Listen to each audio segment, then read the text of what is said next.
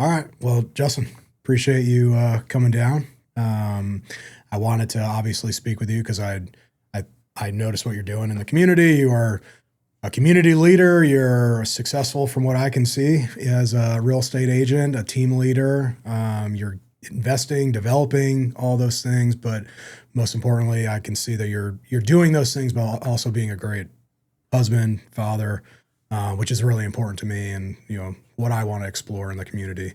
Because I think that if you can be successful, financially, but if you're lacking leadership in your family and that's crumbling and behind the scenes, I don't think you're leading a great life. So I'd commend you for everything that I see from you. So I'm really excited for you to be here. Yeah, I appreciate it, John. I look at it and I am doing a lot of things, and I try to, put my family first, right? And how does that look when you're, always out on the go, like getting after it and things of that nature? I always have them in my mindset when I'm, doing things, going places. I feel like no matter what it is that you do and how good of a dad you are or not, like you can always be doing better, right? But that's with everything in life. Everything. So it's always a push and pull, right? Because I know like to give them the life that they want to have and that we all want to have. It takes hard work, determination and everything else. And then how do we balance that with being a good dad and being there for them when it matters and showing up and all that kind of thing too. So there's, I think, seasons in our life where where we can do that, and other seasons where we really have to be, focused on the business, but you also have to be, focused on your family too. So like, it's like a push and pull for me a lot, and trying to get that balance can be a tightrope sometimes. So, yeah. So I feel like I agree with you with the seasons. You have to sometimes I look at it as like the pieces of the pie when I look at the different priorities in my life, which is something I've gotten from my father-in-law. But there are sometimes, as you mentioned, seasons where periods of time where certain slices of that pie needs greater attention than than the others. But I feel like when there are people involved, like if I need to put more time into my business, work and all that, and my family's going to probably feel a little neglected, I feel like if I set the expectations of that goes a long way. How do you kind of go about that if you're entering what you feel like is going to be a season of like, I really need to put extra hours into my business and time? How do you do that? Yeah, I think it goes back to when I was a Marine, just the things that you have to do there, right? Deployment. So sometimes you're like away for a long time, and then you're back, and then you have like vacations that you're doing, things like that. So you have like, with my family specifically, we had those types of instances where I was gone for 7 months and they're like away from me, and, we would have to do FaceTime stuff like once, twice a week, maybe, and they kind of got used to it on that. Like, it's always hard to get used to being away from them. It can be miserable, but it's also, as a Marine, like you're out there doing what it is you need to do. And then I had other jobs as a Marine where I was gone a lot for travel, like, be gone for like 5 days a week or sometimes 2 weeks at a time, but then get to come home on the weekend, and then spend time with them there. The cool thing is that my wife is phenomenal, and she always like understood like what she got into. Well, maybe not right away, but we got married. And then I was deployed literally a month later. And then we had a baby while I was on deployment. My first, no, this is like my third deployment at the time. And then we had dated and I had a deployment. So I was gone there. Right. So before we got married, I had done a deployment while we were dating, and then got back, did the typical Marine thing, got her pregnant, got married before the next deployment. And then, we had a baby when I came home, and she was like 3 months old. And so then, but then I got a long time, like 6 years where I was at home. I was at a job that didn't require traveling, things like that. Maybe a couple little travel things here and there where I'd have to go off to a school for 3-4 weeks, at a time, but nothing like, it wasn't all the times, maybe like once a year. So that was kind of cool. And then, really got to build the family at that point in time. But then, you had to get back at it as a Marine. Like if you stay in long enough, like you're going to go back to another unit that requires you to go and get deployed. again. So they, kind of had that mentality, like, leaning into it, like, hey, this is a part of your dad's career. Like, this is a requirement for that. And they kind of got it. I feel like maybe they didn't get it like all the way. But my wife always did a good job of explaining it, at their whatever level, like how they were at the time. So when we're in the business, it's a little bit different because I get to come home every single day, right? I get to leave a little bit later, so I get to see them before I go off to work, where when I was a Marine, I was gone before they were even awake. Sure. And then would sometimes get home kind of late. We would eat dinner and then, kind of hang out as a family and all that kind of stuff. But at least now, almost every morning, I'm at home to see them off before I go, give them a nice big hug, give them a kiss on their head, and then, go and get after it. My wife is working with us in the business. She does our marketing and our branding and our websites and stuff like that. And so, she gets to work with me. And then, so we get to spend some time in there together. And then, we homeschool now, so they're at home. Wow. And so we have a very interesting, lifestyle that we can live, where we can travel outside of normal hours that most people, would have to, like, oh, my kids are in school, I can't go to do this thing, where we don't have that. So we can, make things happen where a lot of families that don't do that aren't able to. So I can take them on a daddy-daughter date sometimes. I try to do that like once a month, or, I'm thinking about it. I got to get some scheduled with them for this month. But, that is kind of some of the things that I get to try to do. And then, when I do those, I take my phone, I turn it off, try to leave it in the vehicle so I don't even become a temptation, and then just go spend time with them and, get to hear about what it is that they want. And sometimes they don't want to talk about anything, and I'm asking them questions, and it's just like, they just want to, yeah, exactly. They're teenagers, my 3 oldest are all teenagers. You have, is it 4? 4 daughters, correct. Mm-hmm. What is the age range? Yeah, each of their ages. Yeah, so we have an 18-year-old. She is currently on a mission trip over in Europe, and she'll be coming back in a couple more months. I'm excited for her. Talked to her this morning, actually. Then I have a 16-year-old. Then we have a 13-year-old. Okay. And we have an 8-year-old. Wow. Yeah. Okay. So that was 18, 16, 13, and 8. Correct. So you had just recently retired from the military, correct? Yeah, it was 2.5 years ago. Okay.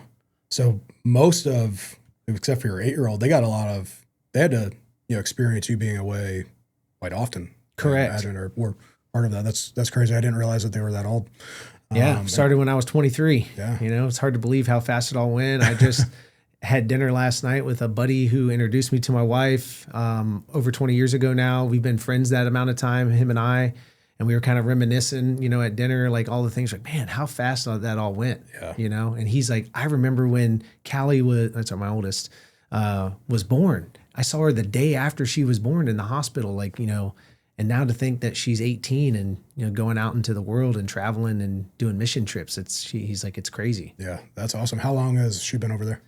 So we all went together because my wife's from Sweden. Right. And so we all went over to Sweden, and this is based out of Stockholm, was where they do all their training and everything. And so we all went over there in July, and she stayed behind when we left in August. And she's been over there since July when awesome. We all got over there. So it's really cool for her. Yeah. She's flipping the script a little. She's the one. Yeah, I know. She's on a deployment now. I know. That's funny. My buddy and I said that last night, actually. That's cool. She's on her own little deployment now. That's awesome, man. What do you think's harder, leading real estate team, leading the Marines, or leading a family of 4 daughters? Oh, man, they all have their individual challenges. Women can be a little bit emotional, right? So when I look at it as the family side of it all, you have different personalities all inside the family, and, they're kids. So they're like, fight with each other. They sometimes don't want to do what Lena wants them to do or what I want them to do or whatever the case is. And so, man, leading them is probably the most challenging because I love them to death. And so no matter whatever happens, like they're always going to be, I'm going to have a place in my heart for them. The Marines, obviously I love Marines as well. If I know you, if I don't know you, then we probably hate you. No, I'm just kidding. Like that was like a thing, sure. Like different, like competing units. Got it. But no, like there's a lot of Marines that I serve with that I still talk to this day, and I love them to death. They're like brothers to me. And then there's some Marines that I'm glad that I no longer have to, lead them, right? Because they were challenges in their own right. but they always make you stronger. And, you learn how to like lead people that you don't like, or lead people that you don't really respect, or lead people that, are awesome. And you're like, man, this guy is the greatest, thing. Like, why am I leading him? He seems better than me. And then in the real estate field, right, it is completely different than both of those two things. And that's because those people can leave anytime that they want. As your family member, they're always going to be in your family. In the Marine Corps, unless they're getting kicked out for a bad reason, or maybe they had a medical discharge or something like that, like they're there and you're responsible for them, and they don't necessarily can't just leave. You can't just be like, I don't like this Marine, I want him out of here, right? So it's a different dynamic, and it is like, they want to be there, or they don't want to be there and they leave. And then, so that is something that I've learned that is completely different, and they all have their own challenges. And I would say that I can't really pick between them all, but I love watching my daughters grow and seeing my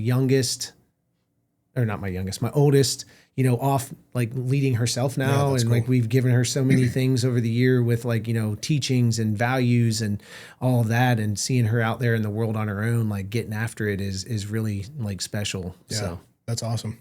So you mentioned something in the Marines, you had to lead the people who are more difficult because you didn't get to kick them out. Obviously that's a little different with the real estate side. If you don't feel like someone's a great part of your team, you can let them go. What challenges, or how did you find a way to lead those soldiers who were a little bit more difficult? Yeah. So different strokes for different folks. And I know it's like a term that I've heard before, but it really depends on the person and what you have to figure out what their motivation is. What is it that they want out of the Marine Corps? What is it they want out of that position? How best to speak to them? Because, for me, I like stuff to be direct. Like, hey, what can I do better? Like, tell me what I can do better, right? It's not going to hurt. It may hurt my feelings, or it may, I may get like defensive, but like, I want to know so I can get better. Other people, they don't necessarily want to know that, right? They, they want, to be talked to in a certain way, but being a fighting, like a fighting force and or the Marines specifically, it's kind of, you come from it as a like, hey, we need to do it this way because of X, Y, and Z, right? And I don't have time to, care about your feelings. But then that can get you in a troubling spot when you're in certain types of units. So I'll give an example here because it's like the most recent ones. So I was in a unit and I loved being there, and it was the Marine Special Operations Command. A lot of my buddies were in there, and I had a lot of conversations, and I was a little reluctant to go because I was like, maybe I don't have the experience and all that kind of stuff. But then I got there, and I really just kind of like dug into it. Was working like late trying to learn and serve them, right? Because that's what they were looking for was, hey, here's some things that are great about our organization, but here's some things that we can improve on. And, we need somebody to focus in on this kind of stuff. And so I was like, okay, great. Like I can do that. Like, I don't need to be a special operator to go and like make that happen. So, boom, started like, providing value to the team there. And I loved it, right? Like they brought me in under their wing. They showed me everything, and like they're like manly men. Like these guys were going out on constant deployments, coming back, and then maybe be home for 6 months to a year, and then they're back out again on another rotation, and they're out on training all the time. And so they're going after it, and we're all kind of like, getting after it together. And so the culture there was phenomenal, internal to like our MOS type things. Now I get orders out of there, which I didn't want to get orders out of there. I was trying to stay there for at least another year and then retire out of there and all that other kind of stuff. But the Marine Corps had different plans. That's usually how it always goes. They told me I could stay, but then 6 months later I was like, hey, you got orders. And I'm like, what the heck? And I went to a unit at the National Security Agency, right? And it's a very small Marine unit with like 5,000 civilians and other military, so it's like a joint, command, but it's not a joint command. But there's like all the services, and then you have various intel agencies that all are there together. And, it's a completely different environment, right? No one really deploys out of there. Everyone works behind a desk inside of a building with no walls, or sometimes even no lights if you're on the watch floor and all that kind of stuff. And wasn't the type of environment that I had came from at all. So completely different types of environment. People get in at 8:00, they leave at 2 or 3, and where that was not the type of organization I had just came from. While the people there would work hard, when they, had the certain things, it just was, you had one person for one job. And the last unit, you were like one person, you had 5 jobs minimum. And so it took me a little getting used to. And then the Marines there, they would have excuses, they, weren't like necessarily the most physically fit. And physical fitness was something that I was into. And the last unit I was at, people, that was their thing as well. Probably. Yeah. They're all physically fit, they had to be. And just their mindset was different. And so it was like going from leading people that I enjoyed being with and around and all that kind of thing in my specific, very, unique position to then go into a place where I'm now the executive officer. So a little bit different structure where I actually have Marines that I'm in charge of and I have to write fitness reports and do all these other kinds of things. And then more of a Marine Corps structured type unit, but then you're in this weird environment. So that was more challenging because trying to get those Marines to want to do better. A lot of them go there and they're like, oh, I've got this great gig. I can get this training and all of this knowledge and then go out and become very marketable. So they don't have a career in the Marine Corps. So they don't really care about the Marine Corps stuff anymore. So that was a couple different, ways that it can be challenging in the military to lead certain types of individuals and the different types of folks, especially in my field as an intel field. You get people that are like told like, oh, you're the smartest Marines on the planet, and so they can kind of let it go to their head sometimes. Gotcha. Yeah. I feel like, especially like we deal with this on our real estate team in our office, finding the motivation. Everyone's motivation is different. You assume that people's motivation is money, when they work, and that's not always the case. So we found that, I found that you really have to learn each individual who's on your team to find out what is that true motivation that's going to, give them the boost or energy motivation to, succeed at their job, hit their KPIs and all that. And it's, sometimes it's really tough because again, you default that like, hey, if you do X, Y, and Z, there's this opportunity for us to make a lot of money. I feel like that's like in real estate, that's kind of what you just assume people are chasing. So yeah, that's been something as of recent that's just kind of been something that I've been mindful of, is that not everyone is everyone wants to put food on the table, of course, but not everyone's trying to become super rich. Some people are trying to find just a home, some people that they can feel comfortable with, or feel like they're fulfilling some kind of purpose. So yeah, that's why I just wanted to know what challenges or different ways that you may have found to work with those people who a little more difficult. And I'm still trying to learn that, right? Because with the team that we have now, we have very different people from very different backgrounds. Like we've got my number 2 in the organization is John. His name's John too, and he's from Massachusetts. He comes from a family of real estate investor with his dad, and he did a lot of that with him. They own bookstores. He's done a lot of unique things. He has the oldest bookstore in America. Actually, it's pretty cool. That's actually pretty cool. Yeah, and he's like in his mid 40s, and he has like a lot of life experience and all this other kind of thing. And then we have another man on our team who's 25 years old. He immigrated here just like going on like 2 years now from El Salvador, and is married and just had a baby, and getting started in his real estate career. Like he came on our team about a year and a half ago, and his name is Brian, and it's cool to see his transition into like going from where he came from and then coming here and being a native Spanish speaker, but, picking up on the language, better and learning how to do real estate transactions. And now he's closing a lot of deals on his own and everything else. And then we have Alexis, who's from Tampa and, we met because her and her husband rented a home from us. One of the first property that we purchased down here, actually, my wife and I did. They were the first tenants that we had here in Florida.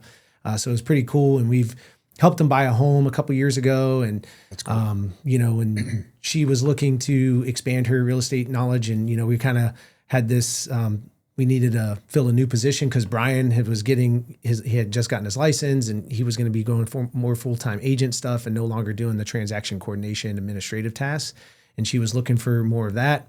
And her motivation is a little bit different because she enjoys those things like, to the max. And she's like phenomenal at it. She's like picked up on it really quickly. We've been working with her for going on a year now in December, I think or maybe it was November. So we're getting really close to that timeline, and seeing her, how much knowledge she has. Now she has her license, and, her and her husband are starting to get into some flipping and things like that. So we've been like, teaching them about the, some of the ways to put a deal together and stuff like that. And then we've got Carson. He has been down here for a couple of years. He had his license, was with a different team. And, he came over earlier this year, and, he's got some great knowledge, but he's got a completely different experience in life.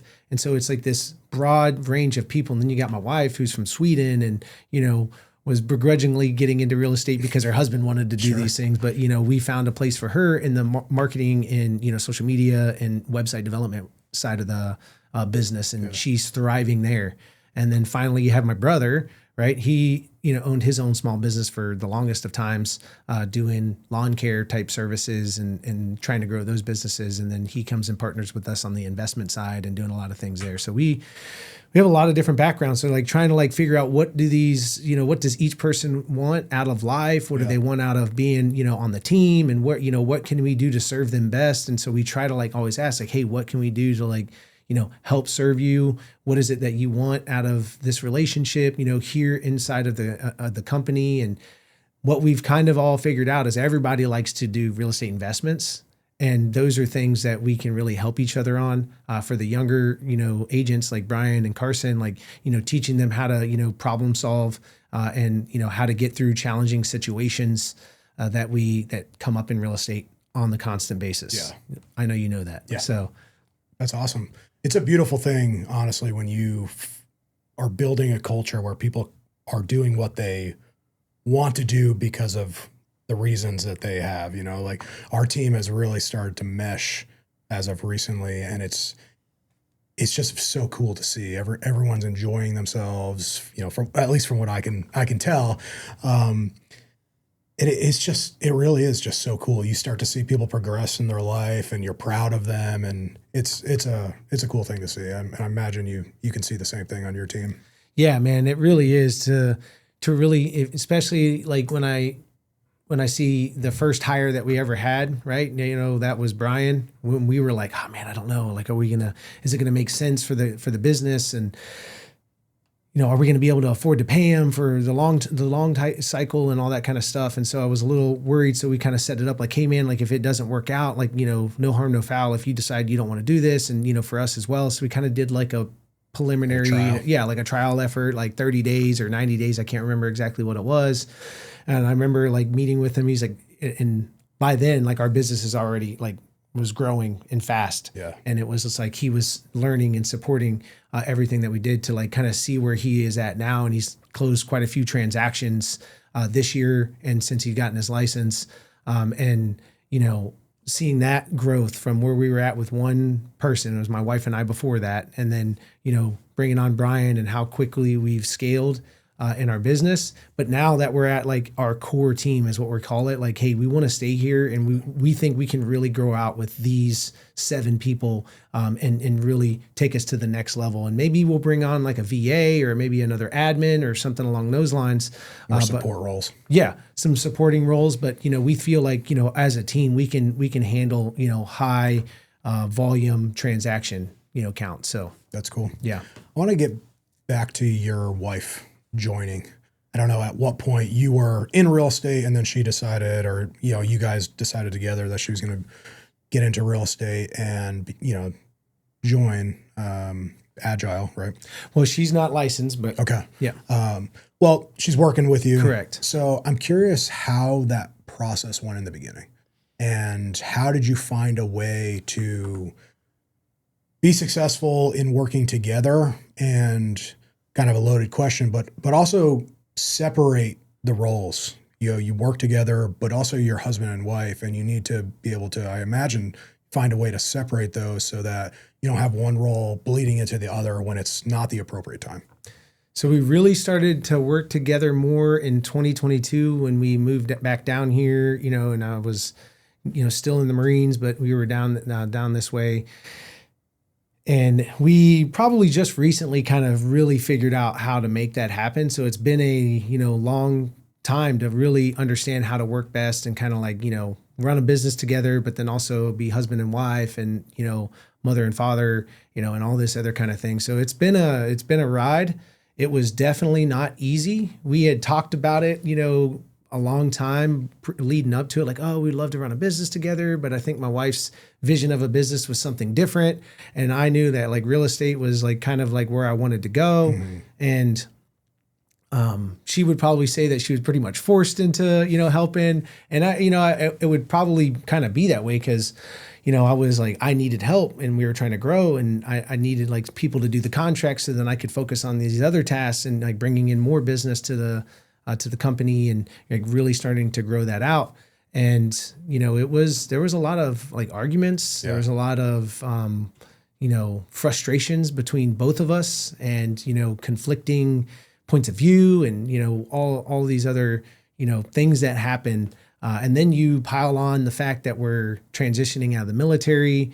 I am really, hustling in a lot of different areas. And it felt like, maybe sometimes that she wasn't on my side, but then she probably felt like I wasn't on her side on various things. And it really did come down to long, lots of discussions over years. And, some of them were angry discussions. Some of them were, like heartfelt discussions. Sure.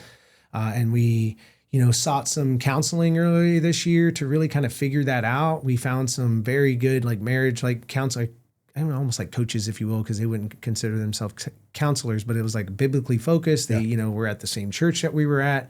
And we went through this program together with them. And that really kind of helped us from a biblical standpoint, like, the husband and wife relationship, and then how to like talk to each other, how to like understand each other's needs. And, we still had fights in there. Like we had like one of, some very, challenging moments, like going through some of that stuff. But, the good thing is that we had been through very challenging moments in the past with deployments and moves and, her not wanting to move sometimes and obviously me not either. And that, causing a conflict there between, us, but there was not really much we could do about it, So, but, like, hey, I'll blame you and you'll blame me and, all that kind of thing. So easy to do, I feel like in a relationship. It can. Yeah. And it, it takes work. Marriage is hard. Business is hard. All the things are hard. So. Yeah.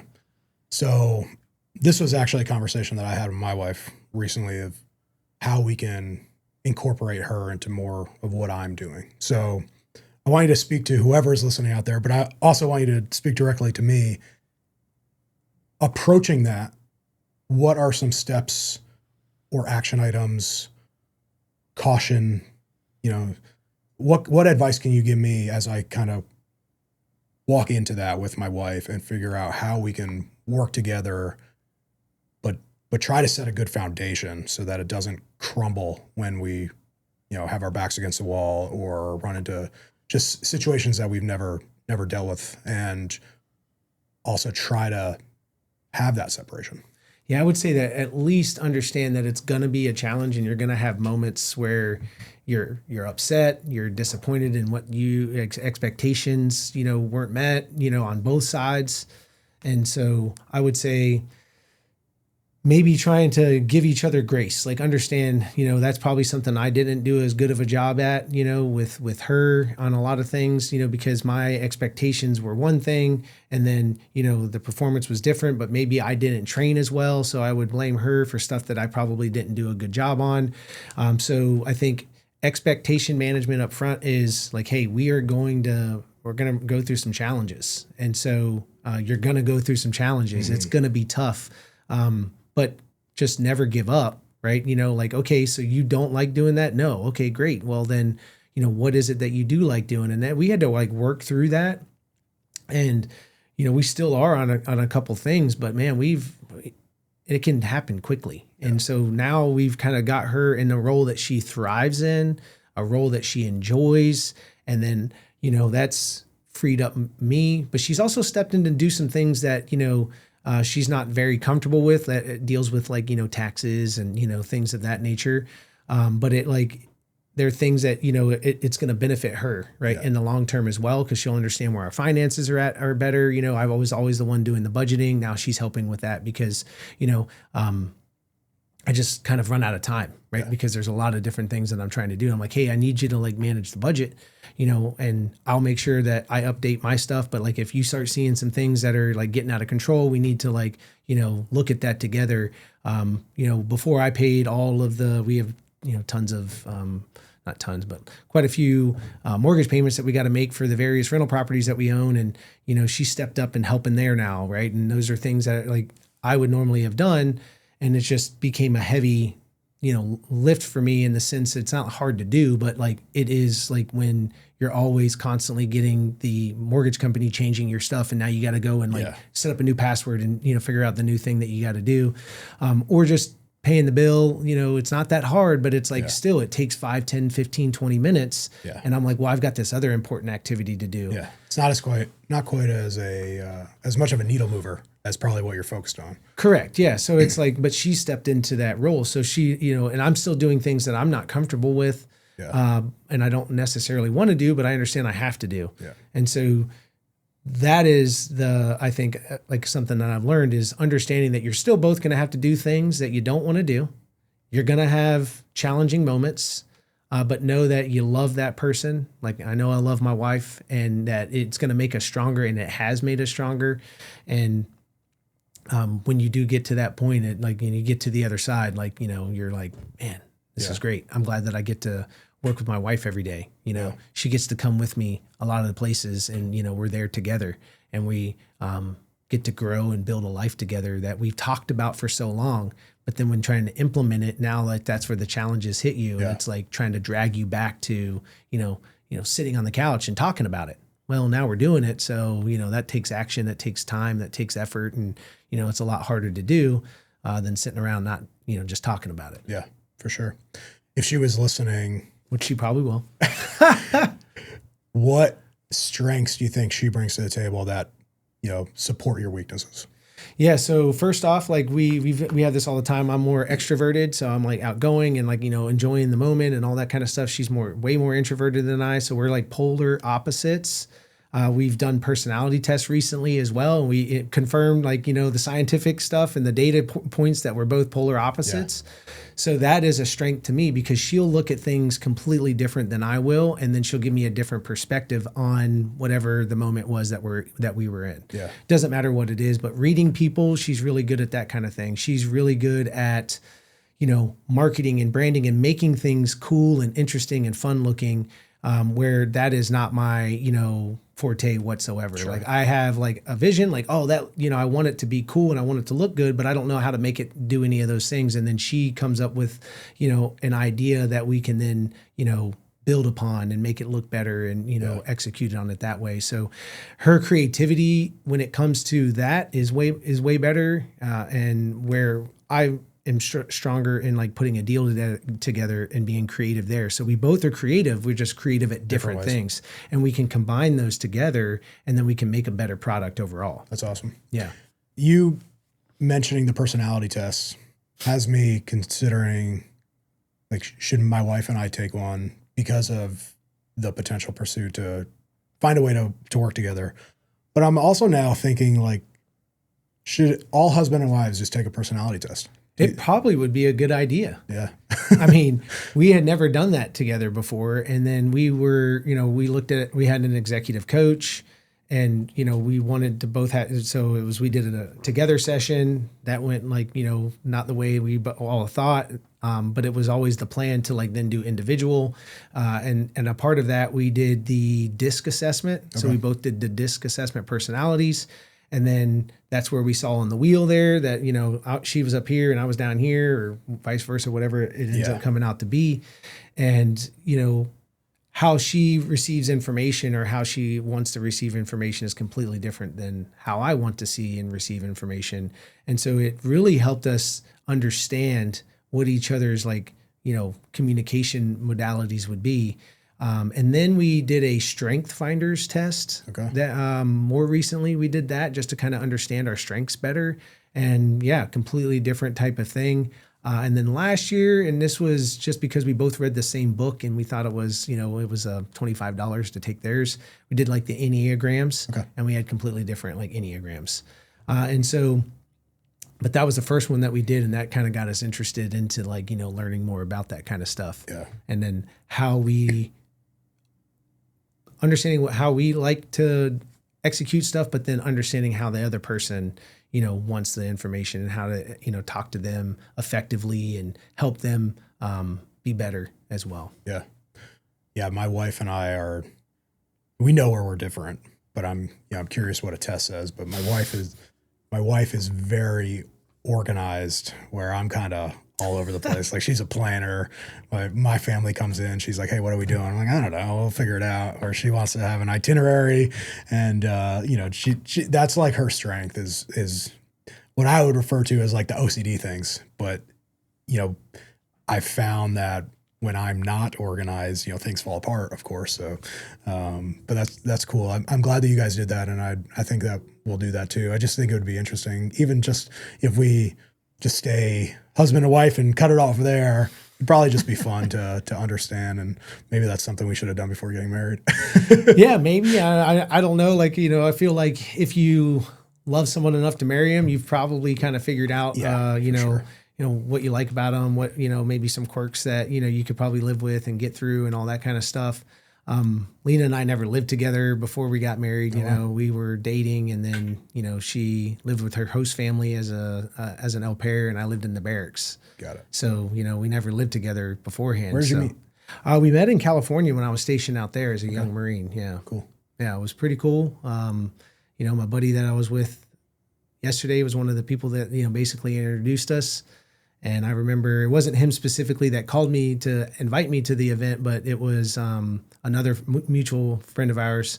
And, he's like, "Hey, man, we met some Swedish chicks at the beach today. We're going up to Hollywood. Do you want to go with us?" And I was How like, can you say no to that, right? Say less. Like, yeah, I'm a 21, just turned 21-year-old dude that, is single. California. And, living in California. Like, that sounds like an awesome idea. So, yeah. That's cool. You mentioned your faith and how you two went through working with marriage coach in the church. How do you bring your faith into the way that you lead your family? Yeah, that's been the biggest thing, right? Because I grew up like going to church with my mom, right? And my dad didn't really go with us too much, but he would go like every now and then. And then, Sure. So I would say that like in name only, I was like a Christian, right? Like I said that I was a Christian. I would pray sometimes, but it was usually like limited to like, I was, nervous about something or, scared. When you needed something. Yeah, when I needed something, right? And then in 2021, my family went to go visit my wife's family in Sweden, and, there was the COVID lockdown and rules, that were in place, and you couldn't travel, over there without being a citizen or having like the necessary shots. And I didn't have, that. And so I stayed back, and they went away for like 8 weeks. And we had already been kind of going to church at that time and really, kind of getting into the rhythm of that. But we still were, kind of, I guess, lukewarm. Yeah. Right. And then they were gone. And, I remember just like the first weekend, like, drinking some, and then, waking up feeling like, man, what am I doing with my life? Ended up like going to church, and by myself, cool. And like, getting the Bible and like really kind of digging into it while they were gone, and, watching stuff about Christ and, the story of him and all that kind of thing. And also reading it at the same time. And, when you're a Marine and you're used to being the one that goes away, it's a little bit different when you're gone, Sure. right? And they're at home and everything else. Like, you've got your buddies there, or the people that you're on deployment with, and you kind of got like this shared experience that's going on. But when you're at home by yourself in America, in a, I think a almost 3,000 square foot house that I was living in a neighborhood where you don't really have a lot of friends, and you really just go to work and you come home, and then you're at home by yourself, and you're used to being there with your family, and they're not there, and it gets pretty depressing. Yeah, I can imagine. And so that was like a lot of time for reflection. Like I'm, usually talking to people or doing stuff, or talking with them and doing stuff with them. And then you don't have that. And it just gives you a lot of time for reflection. And that would be kind of like, I would say, the spark, like that really got a fire into me of wanting to like learn more about Christ and, and all of that. And then obviously they come back. And what exactly was that spark? Was it just, you felt like learning, maybe talking to God fulfilled like, yeah, just like asking him for guidance and, like how to be better. Like, I've said that I wanted to do these things before. And, now that I'm just feeling this way, like I don't want to feel this way just because my family's gone, like, and, finding comfort in him and then like really kind of seeing like, okay, well, you're already forgiven for anything that you've done. Right.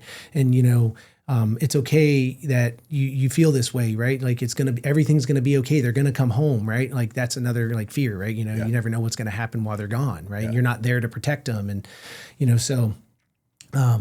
and then there was like a transition on the horizon, right? I had already been doing real estate and, started kind of doing some sales out in Colorado and, all that kind of thing. And I kind of knew that was going to be the path and, how do we get down into Florida, like if that's what we were going to do. And we were having some conflict, between Lena and I, she not wanting to move back to my hometown and, all that kind of thing and not really wanting to, follow the lead, I guess, if you will. Right. Yeah. And so there was those types of challenges, leading up to that. And knowing that was going to be coming down the pike soon. Yeah. But, when they got home, like obviously it's like, oh, thank goodness they made it. We're back and we were, going to church as a family in Colorado. And then we moved to Florida in 2022. And as we were going into Florida, like, we had started 75 Hard and we were, getting ready This is why you were moving? Before, right? We had already knew we were going to be going back. And then she didn't want to, really go, but it was like, we're going, right? Yeah. Like that kind of thing. Like this is the path, right? Yeah. And we get into 22 and we're both right before I went down ahead of us, right? I already had plane tickets purchased and all this kind of thing. And my oldest daughter was going to go with me. My second oldest like had this random neurological functional disorder, right? Where she basically lost all ability to move and talk. Oh my gosh. It was weird, man. Like we did not know what was going on. Just right? Like random? Just random. Like boom, it just happened. One day she was like fine, like a normal kid. And then like the next day she started losing her motor skills. And then it just like, rapidly progressed into the fact that we had to like take her to the emergency room. They're like, oh, this is like, she's faking it. Like this is like a thing. And, we're like, really? It doesn't seem like she's faking it. They're like, well, you just got to ignore it. And, that left me to like kind of treat her in a way that was like, not very loving. Because, the doctors were like, saying, hey, you need to, they're telling your daughter was a liar. Well, essentially that's what they were thinking, right? Like, oh, she's just, being a teenager type thing. And, we're like, oh, okay. But then we like, there's something was up. And so we decided to take her to the children's hospital and, got her admitted there. And, then they kind of like understood better and then they nursed her back to health and, got her to walk again when she was able to talk and all this other kind of stuff. We're not exactly sure what all happened and why that happened. Like we're still kind of like a big question mark there. But it was a very challenging time. And, we were, and then I left, which didn't make her, Lena very happy. Yeah. But I was still praying and I started going to a church down this way. And then we moved down here and then we're going to that church and trying out some other churches that Lena may like. And then, we found one that we called our home now. And we were going to 2 churches every Sunday for 18 months. We would go to one in, for the early service and then go to the next one for their later service. Why 2?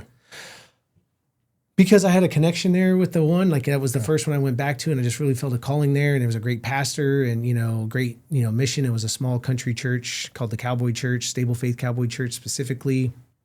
And that, when I started like really kind of coming to the Lord, like I had went there because when I would come home on leave, like my brother's wife's grandfather went to that church and they talked about how great it was. He helped like, fund it and all that kind of stuff with some loans and things. And anyway, so I went there and I was like, man, this pastor's message is really cool. It's very similar to the message of the pastor that we have in Colorado. And so just, going there, and then he asked me to, do announcements on Sundays. And I was like, okay, yeah, I can do that.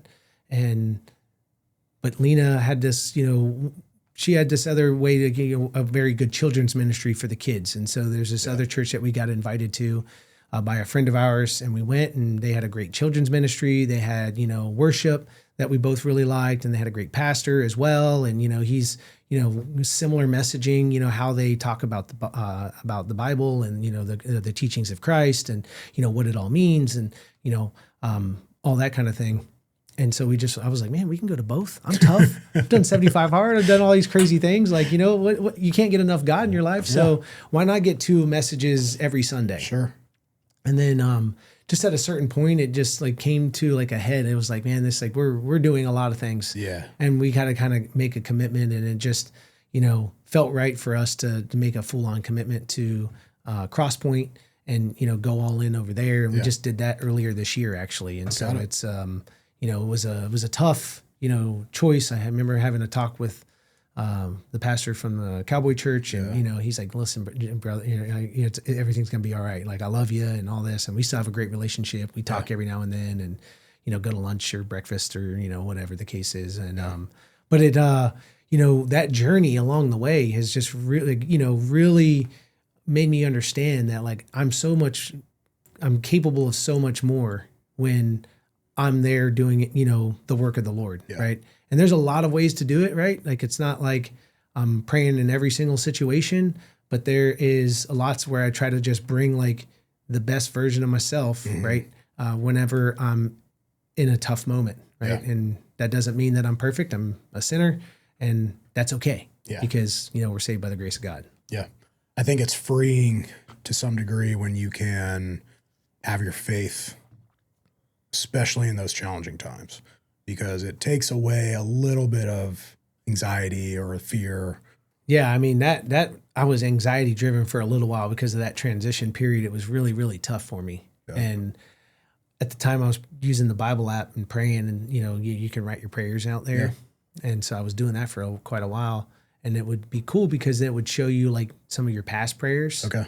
Time out. Yeah. Yeah. And it would like, oh wow, look at this, man. I prayed that and it came true. It's like, so doing that for a while was really cool. And it really helped, with that anxiety that I was getting, and then just knowing that everything was going to be okay, no matter what happens. Yeah. Like, this is only temporary. Yep. The life here, the pain here, everything is temporary. We only have so much time on this earth. And, that was a freeing, thought. And just knowing that, Christ has something better for us. And if we put our trust in him, like, that's all we have to do. Yeah. And everything's going to be okay. Even if it's not okay in the moment. Yeah. Everything is going to be okay because he is there, and he's got a path for you, and he's going to guide you through this challenge. Just look to him, keep taking the steps, wake up, go after it, and, continue on. Yeah. Yeah. And, if you believe, then you believe he's given you everything you need. So, that's how I've been trying to look at things as of recent when I'm in a time that I don't enjoy. I'm going through something challenging. I've got my tools. I just got to use them. Yeah, man. I mean, it happens all the time. I mean, you're in the entrepreneur world, and the roller coasters. I was coming off of a great weekend. Like, man, it was a good weekend. We had a lot of stuff that we did, and business related, family related, God related. All this other kind of stuff. And then Monday hits, and like, all of the, like, we have a lot of transactions going on, and we're like, boom, we're in the thick of it. Like, this one's falling through, or potentially falling through. The lender's not answering. We can't get a hold of the agent. Or we got to get this flipped over to a new lender, and so we're like, holy crap. And then we just put in, dig down, know that it's going to be okay, and we're going to figure it out. And then boom, Tuesday comes around. We're like, man, riding high. This is great, And then yesterday I had like I don't like to say busy schedule. I had a productive schedule. Sure. And so it's just like, oh man, I got a lot of things that are happening, trying to like make sure that, the business is continuing to run, but also achieving these other objectives I'm trying to get done in life. And then, it's a long day, and, you're trying to make all the things happen, and it's just a roller coaster, and, it's day by day, and just know that like everything's going to be okay, and take the step and keep committing, and, keep going forward. It's crazy as an entrepreneur how quickly you can forget about all the good that you've produced. You can completely forget about all of your good days, your good years, and, everything you've put in to give yourself what you should have the confidence to, go through those dips, but you just forget, it doesn't feel good. No, it doesn't, man. And that's funny because I was actually talking with Jared Prevost on his podcast yesterday, and it was, the book, The Gap and the Gain. Yeah. I have not read it, but it's on my list. Oh man, you should totally read it. It's so good. I read it a couple years ago, like in 2022. And then I read it again, I think last year or maybe earlier this year. I can't remember exactly, but I went through the exercise, but I wrote in my book from the previous one. And so I had it in there of the exercise that they have you do, like looking back 10 years, where were you then? Yeah. And then, hey, where were you at 5 and then 3 and then 2 and then 1 and then 3 months, like you kind of just go down this line, and it's pretty powerful. So we took something similar when we did our quarterly rock event with our team. Yeah. And we all met up, and, we like, hey, we did that exercise, and it was pretty powerful to see, hear about everybody in there. But it's a great exercise to bring you into a mindset of, wow, look how far I've come. I might not be where I want to be today, but 3 years ago, this is where I wanted to be. Yeah. So I need to be excited for that, grateful for that. And that, like, doing that on a more regular basis, I try to, remind myself, like, hey, just remember where you're at a year ago. Like, we are like way further along now. Like we've got so much more going on that is a good thing. And, we're on the right path. And that's like reassuring to know that, like, okay, we're getting after it today. And yes, the goalpost has changed again, because it's always changing. Because as soon as you get one goal accomplished, there's another, goal that's coming up. Right. Yeah. And so it's the curse of, someone with high standards or high performer, Yeah. It's always the goalpost is always going to move. Exactly. But, and it, another thing that I've been thinking about too is just, oh man, would I want it easier, right? Like that, Andy Frisella calls it, his bitch voice, in the back of your head, like, and I could go for an easier life, right? Absolutely. But would that be what I wanted to do? Like, what would that easy life look like? Sitting on the couch watching TV, that sounds pretty darn boring. I guess going out and fishing would be fun, but how often would you'd run out of money quick if you were going fishing. Yeah, if you're out fishing. Especially if you're out on a boat or something. Yeah, exactly. Well, maybe I find enough friends and just go out on their boats. Yeah. But no, but serious, like what would that look like? But I enjoy the vast majority of the things that I do every day. Yeah. It's just the moments of like when the problem first presents itself and you weren't expecting it, which is always what happens because you weren't expecting it, and then bam. Okay, well, I've got to do this. I got to buckle in. I got to get after it. I got to get it done. And then, man, like when you're done, you're like, man, I'm riding high. Like that was great that we figured that out. And sometimes you don't figure it out though. And it's, it sucks, and you get to learn from it, and, you move on, and you get better. Yeah. You mentioned something you don't like to say you had a busy day. You like a productive day. Mm-hmm. Tell me about that. Yeah, I think, again, I listen a lot to Andy Frisella, and I heard him say something similar to that. Like, people are like, oh, I'm so busy doing this and busy doing that. I hate that. I will say. Yeah, I know. Exactly. So it's like the busy thing, right? And it's like, well, I don't want to be busy, right? Like I want to be productive with my time. Words mean things. And so I don't want to think of myself as being busy. Yeah. I want to think of myself as being productive in whatever that productive thing is. Is it being productive in my business? Is it being productive in my family? Is it being productive in my faith? All of those things, like I want to be productive in. And so I try to like map out my life to put the important things in there. Yeah. And to do that, it kind of stinks because you got to have a calendar. But that's what helps me stay productive and making sure that I'm putting the important things to me on there to time block it, whatever that is. And like yesterday, my friend was in town that I hadn't seen, since earlier this year. And, it's important. It's important, right? So, time block it out. And we had a kind of a joke because I showed him my calendar. He's like, I have to do the same thing. I got to like time block, time, or I'll forget and I'll put something on the calendar. Yeah. And so, I'm getting better at that, and it's just got to be stuff that's, makes me productive, whether that's being a good family person or being a good business owner, right? Yeah. Like those are things that, I want to make sure I make time for. Yeah. Yeah. I find that there seems to be this like honor or pride in saying that, I'm so busy. And I look at that as like, it tells me you're just not efficient with your time. Like, I don't want to be, if you take pride in working 80 hours a week or something like that, like, I guess good for you, but I don't look up to you. Yeah. I'm not, I don't commend you for that. I think you need to control your calendar and maximize or leverage your time. And so there's just seems to be this, at least I've recently noticed, there just seems to be this pride in saying I'm busy. You ask someone how they've been or, what have you been up to? How's your day going? Busy. Okay. Cool. Yeah. I don't commend you for that. And that's why I like to say productive. Like, oh, I'm over here being productive. And they're like, well, what does that mean? Like, well, I have a lot going on, right? And try to balance it all, right? To make sure we're getting after it. But, I don't want to be busy. Sometimes I still say the word. And it's cool, though, because I correct the folks on my team when they're like, oh, I'm busy today. I'm like, I'm busy or you're being productive? And they're like, or unproductive. Which one is it? Yeah, exactly. And so, sometimes I'll say it and they'll get me back on it. Oh, you being busy or being productive? I'm like, you got me, So that's cool. Yeah, I love it. So we're trying to build that culture of like, hey, we're trying to do productive things. And, that can productive meaning building your relationship with your wife or your kids or with God or, all of that. Like those are part of being productive in life. Like, it's not like, oh, I'm building a relationship with my family. Oh, what are you doing? Like, oh, we're sitting around doing nothing. Yeah. No, we're going out, and taking a family trip together. We're going to go to church together. We're going to serve together. We're going to go and do something active, right? To build the culture inside of our family.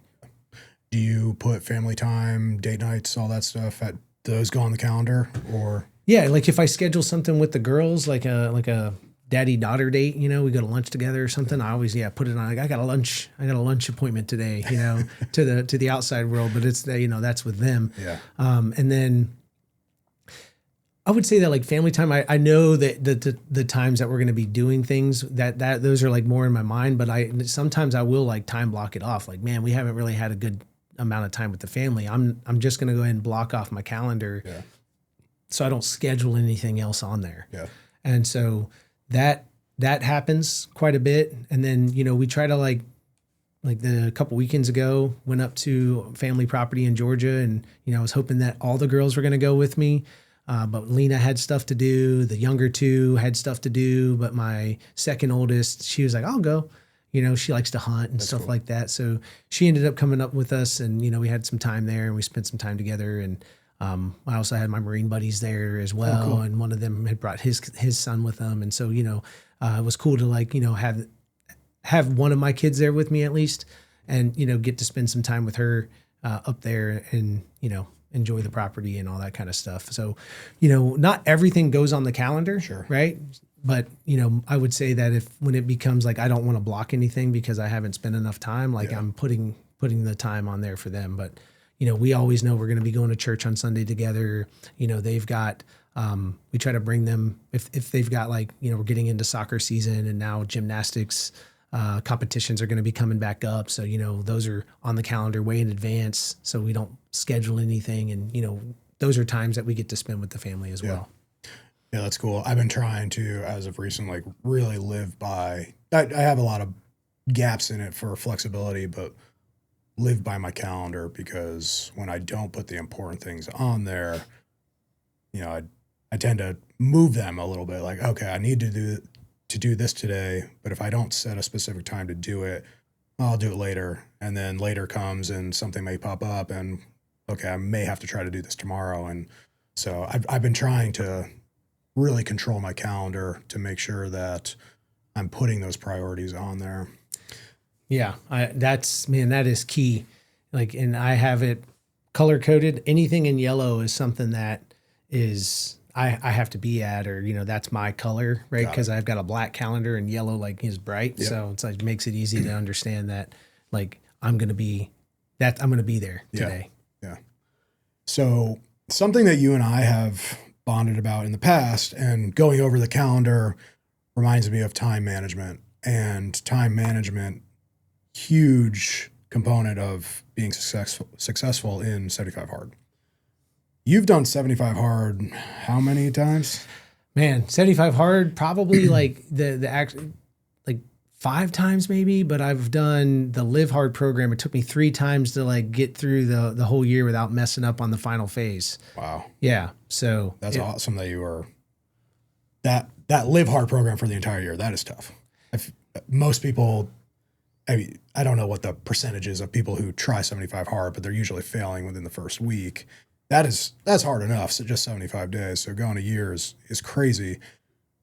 Why do you keep choosing that? Why do you keep doing it? Well, because when I first did 75 hard, like it really like changed my mind. It was like a big leap in like my notice of like what I was capable of doing, which was way more than what I had been doing. And I thought I was doing good. So that was a big mindset shift in my life. And so, I wanted to take it on and do the Live Hard program, which is the follow-on portion. And there's 3 phases. And then the last phase, is the last 30 days from when you started 75 hard the year, almost a year before.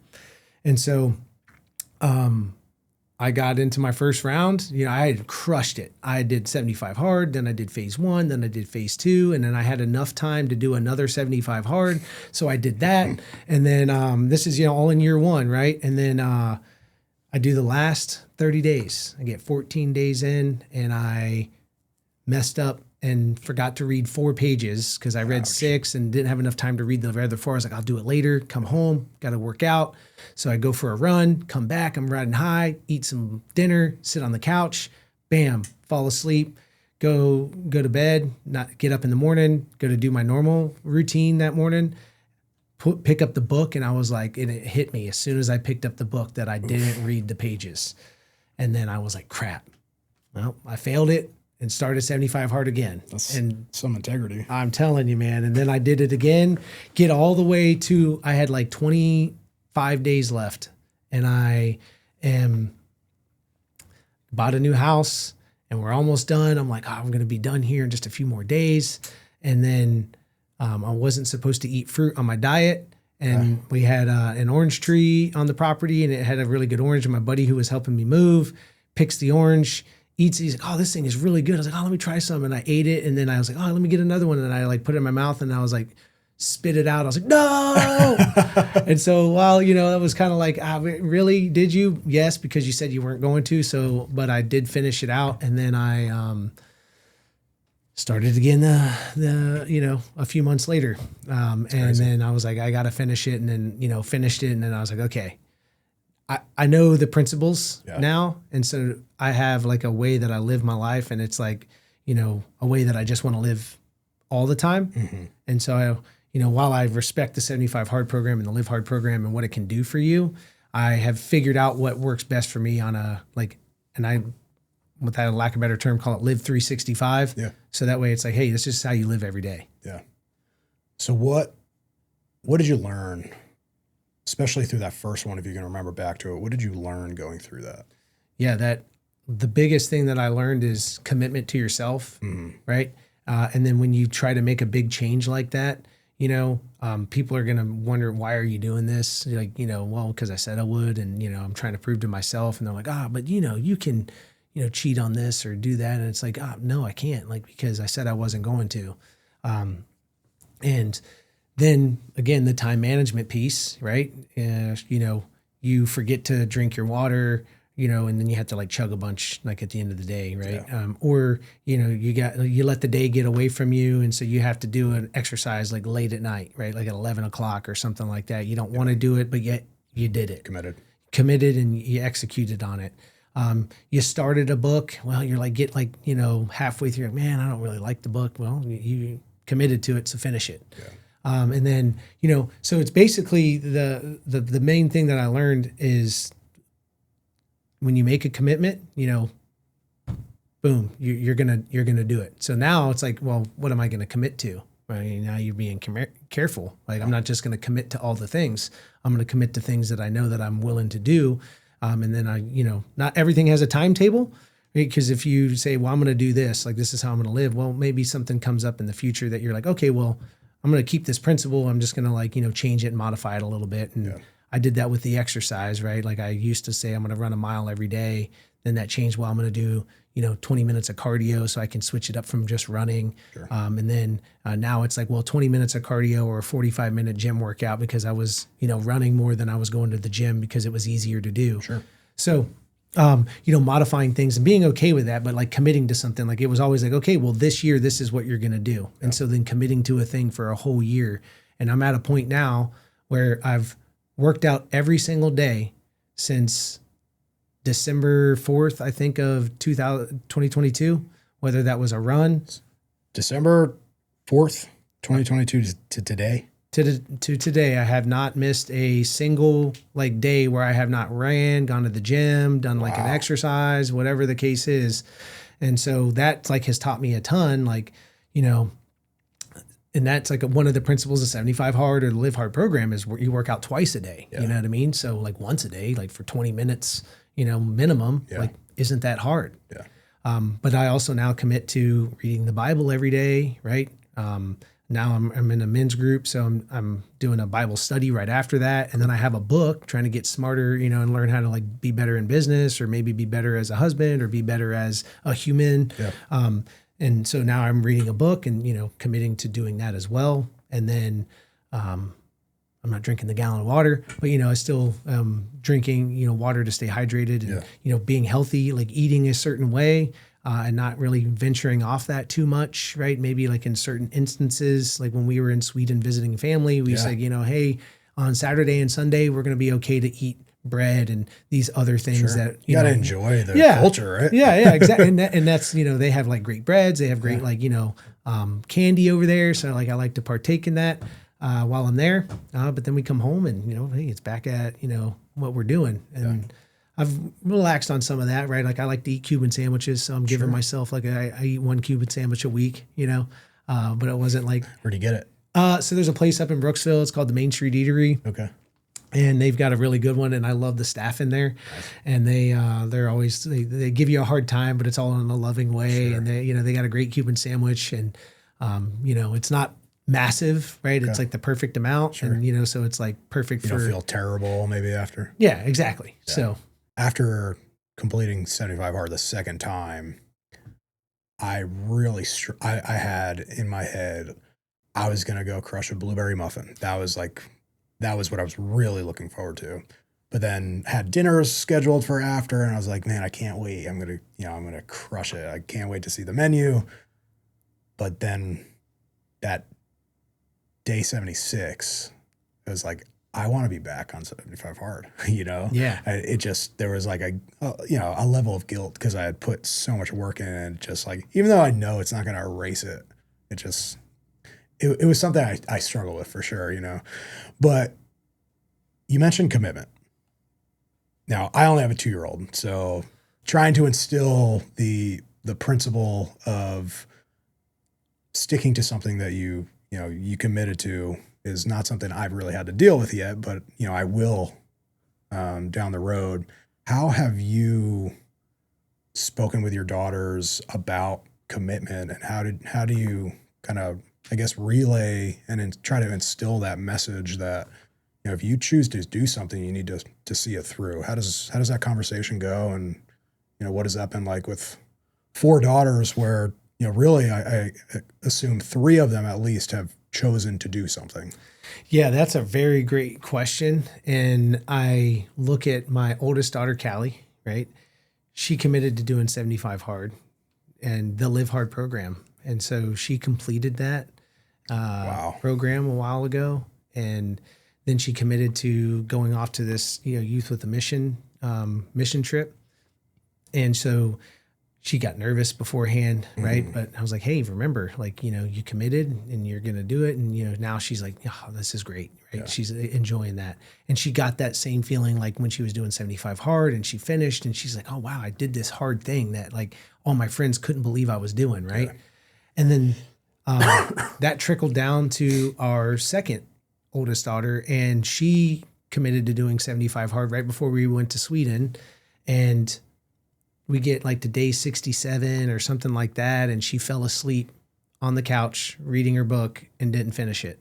And she was like devastated the next day and, all that kind of stuff. And she's like, oh, but then after she thought on it, she's like, well, when I get back from Sweden, she's like, I'm going to finish right now. But when I get back from Sweden, I'm going to start it again. So she committed to that. And then she convinced our third oldest daughter, Annabelle, to do the challenge with her. And now they're both doing it together, right? Now they don't work out very much often together. They have their own program and their schedule. Like, Ella is a soccer player. She's the second oldest. And then Annabelle's a gymnast. So they got like built-in workouts that are kind of going in there. But they both kind of walk or go to the gym in the morning, that we have a little home gym at the house. That's awesome. And so they're committing to those things. And it's great to see, like, okay, they've made commitments and now they are working towards doing those, actions every single day.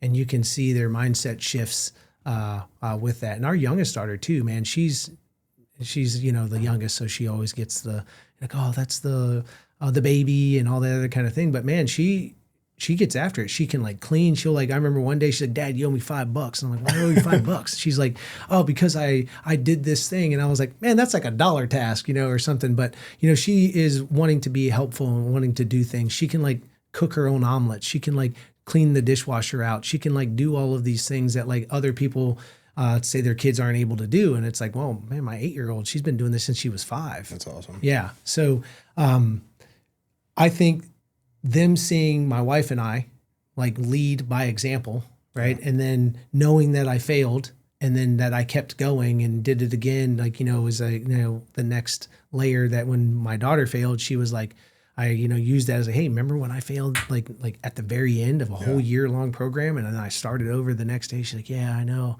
And so she gets back into the saddle and she's learning that lesson for herself now. Yeah. That's awesome. It's cool for her to see that quality within you. So then, she's, when it comes to like the integrity component, and her, that's awesome that she decided to restart it. I feel like we're in a unique position being girl dads where we're to a degree, and, we're definitely trying to instill principles that we want to see them live by, but we also have to create an image of like the person that they're one day gonna seek out and marry. So I think it's, just trying to, we're doing two things, we're trying to set the example for not only who they should be, but just who they should, the qualities that they should look for in their partner one day. So, okay. Last question for you. What do you want your kids to remember down the road? Unfortunately, you're no longer present with us. What do you want them to think about? How do you want them to remember you? Yeah, that I loved them, that I was a man of Christ, and that, I didn't let challenges stop me, right? And that they can learn from that, and that they will, no longer have me here, but that they have Christ right now, and that they can continue on in their life, and that I've given them the life skills, or, at least taught them or given them an example, right? It may not have always been the best example, but of an example of somebody that has failed and then, been successful and then failed again and then been successful, but like kept going. And that, no matter what it is that goes on in your life, like it's going to be okay. If you seek the Lord and you look into him, and then you just understand that, hey, everything is temporary. Pain is temporary, pleasure is temporary, and the only thing constant in this entire life is change. Yeah, that's awesome. Yeah. Well, Justin, thanks so much for joining me, man. It was a pleasure. Really got, enjoyed speaking with you, learn a little bit about how you're leading in the family and leading, in your business and all that. So, as I mentioned before, I commend you and look up to you for how successful you are and kind of what I can see, all aspects of your life, business, personal. As a newer father, as I mentioned, I just have a 2-year-old. I'm looking for those people who I can, try to kind of exemplify myself. So yeah, man. I'm excited for you. Like being a girl dad, I always thought I was going to have boys. God blessed me with girls, and I've learned so much, and I'm excited for you. I appreciate you having me here on the podcast. Get to tell my story a little bit, kind of give some advice on maybe what to do and what not to do. Yeah. And, at least it is a way to live. but it may not be everyone's way. But it are some things that I've learned, and I appreciate the experience. Yeah. One, where can people find you? Two, I know we didn't really get to touch on Relentless Growth much, but feel free to plug that in and let me know. Let us, anybody listening, know where to find that. Yeah, so you can get hit us up on Justin Noe Real Estate on Instagram and Facebook. We also have a website, justinnoerealestate.com. That'll have all of the info, on us, our team, the event that I host up in Brooksville called Relentless Growth, where we, try to bring in entrepreneurs, real estate professionals, but really anybody that's looking to grow in their life, to grow their community, grow their mindset, grow their network, and just, really become a better human in all areas of their life. And it's a passion of mine because I've learned like how much you can do when you focus on growth across your life. You don't just have to grow in one area, like you can grow in multiple areas at the same time. And that's that relentless pursuit of that growth. That's awesome, man. Thanks. Yep. Thank you, John.